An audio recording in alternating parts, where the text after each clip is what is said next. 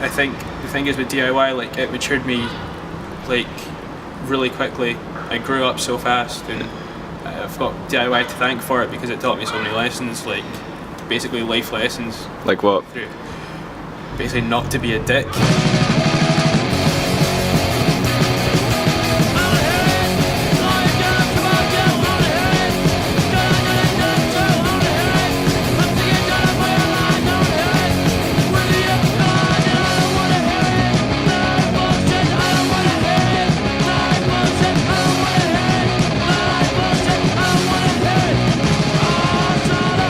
Well, it was a stress, like, it was, like, I'd been planning it for 10 months, and I planned it to a point where then it reached a kind of brick wall where bands started pulling out and stuff basically went a bit doolally, and I was scrabbling all over the place trying to find replacement bands, like, getting in touch with getting in touch with people was becoming hassle, bands dropped out, fucking bands broke up. Fucking bands going on hiatus, bands' cars breaking down, and it was a hassle to like get everything back together and hold everything together. But I'm so happy I didn't give up, man.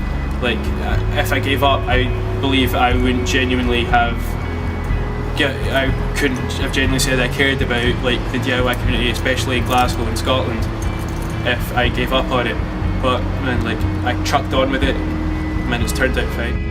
Yeah, well, pretty much what it is, do it yourself. If you're in a band and you want to make music, just, you know, do it yourself, record all your own stuff.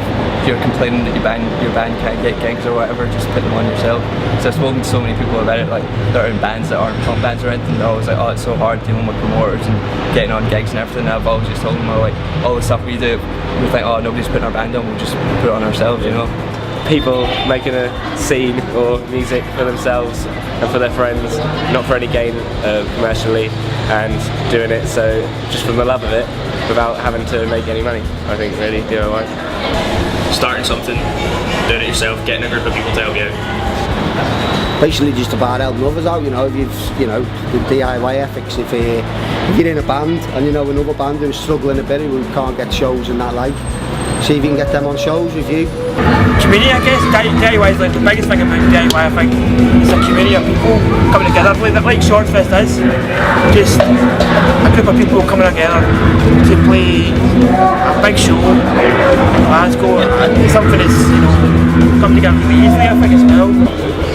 A good tight-knit network of people who you like to work with, who, you know, have the same sort of ethos as you, you know, they have the same beliefs, and they go about doing things the same way. They do it for pure enjoyment and not really much else.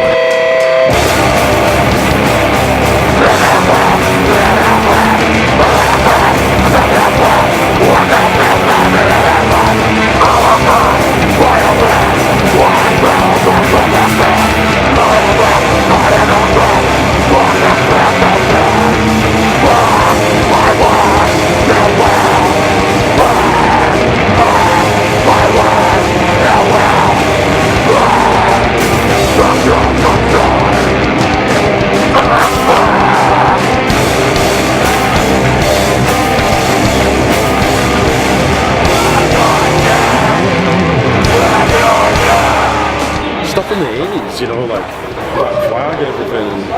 I mean, you can't really not ignore that stuff because that's everything that like influences what's modern, you know. Yeah, for me personally, it's always just kind of stuck with me, that sort of thing, you know. And it's just something that I really wanted to put forward in this band, was to go back to that sort of thing, because we've all been in like old bands before, you know, and it's like we used to do a bunch of different stuff. We've all played in metal bands and all that sort of thing, but for this band it was nice to kind of bring it back to like the core of what, you know, why I got into music, and it was just kind of, you know, quite important to me.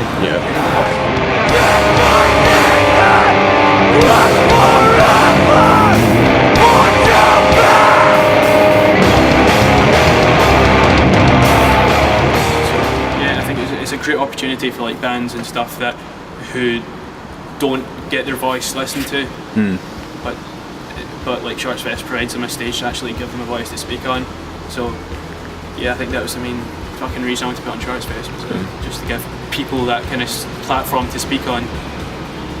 Hashim has been wandering about handing out flyers for this relentlessly for weeks and weeks, and that's effort, you know, that's the kind of level of effort you need to put into something like this. And we'll get all our friends involved, get other people, you know. Like, everything's so easy with Facebook now, you just make an event, invite everyone on your friends list, and people that aren't really into it will turn up anyway and just see it. So yeah, the internet's just made it so easy to just spread stuff around.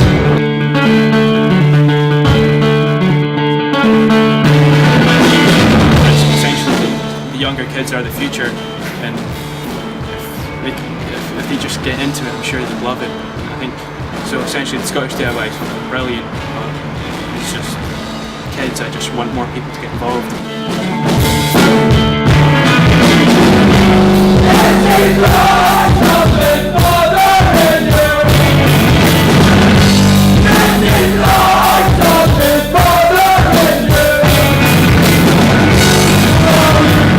There's going to be more shows and basically just fucking flying everywhere and just like going up to people and actually speaking to them about it and go like, here man, you should try this stuff out. Now I'm in a band, I don't think I could ever just be a spectator again. I think you become engrossed in it so much and being a part of like the people and how it comes out when you're on stage or when you're playing to people, that when being a spectator just isn't enough.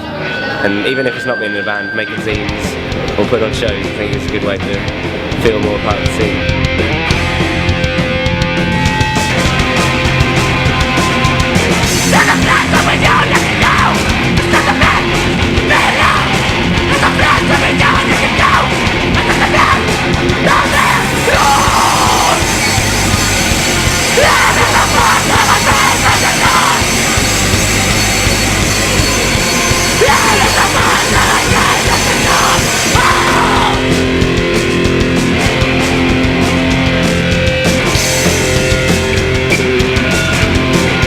Since I got into DIY, man, my grades and skills shot right up. Since I got into punk, like, I would completely put off the idea of like going to like a fucking park when I, like with my school friends and fucking getting drunk or like rolling a joint and smoking that. Like, instead of that, I was going to fucking gigs and I got more of a buzz off that. Yeah.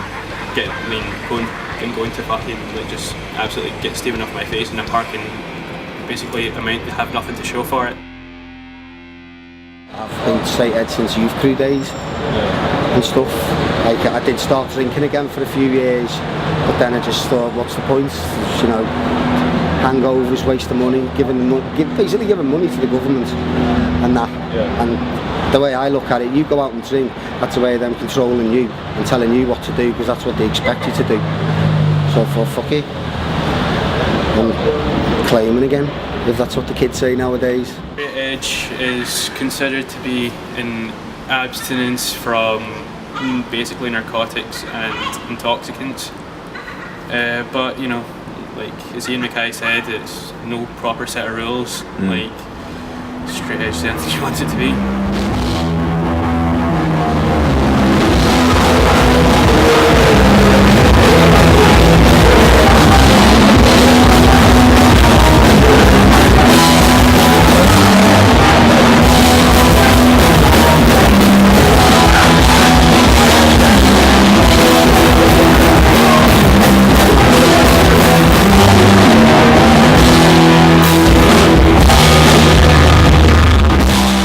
I like the fact there's a lot of kind of intermingling and you're not kind of held to being like, right, you're a straight edge hardcore band and you have shaved heads and you wear basketball shorts and hoodies and therefore we're going to put on 4 other bands just like you. And it's good that it's not like when we get to London and like there's bands that have to all be exactly the same, they have to be in the same genre of hardcore punk. As long as you're like vaguely punk and you've got vaguely DIY ethics, then you go play gigs together, man. And it's better for the bands as well because you go, do you know what, that sounds cool, man. I like that riff, man, I'm going to do something else like that. And that creates some cool stuff, so that's what I really like about Scotland as a whole. I think is really good for that.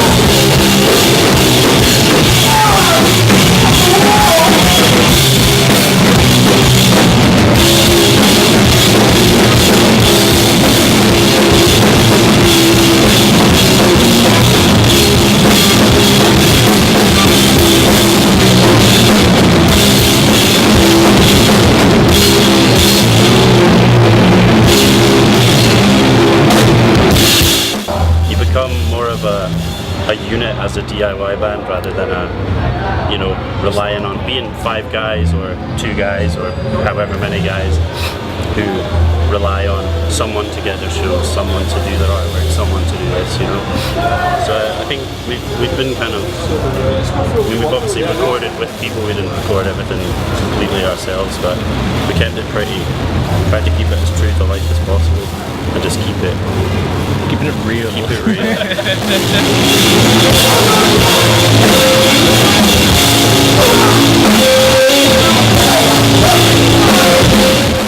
That was the biggest one. Like, it taught me a lot, especially through a lot of punk bands and hardcore bands. It was basically just how shit society had gotten, and to a point where like you're aware of it. Like, it opened my eyes more than anything.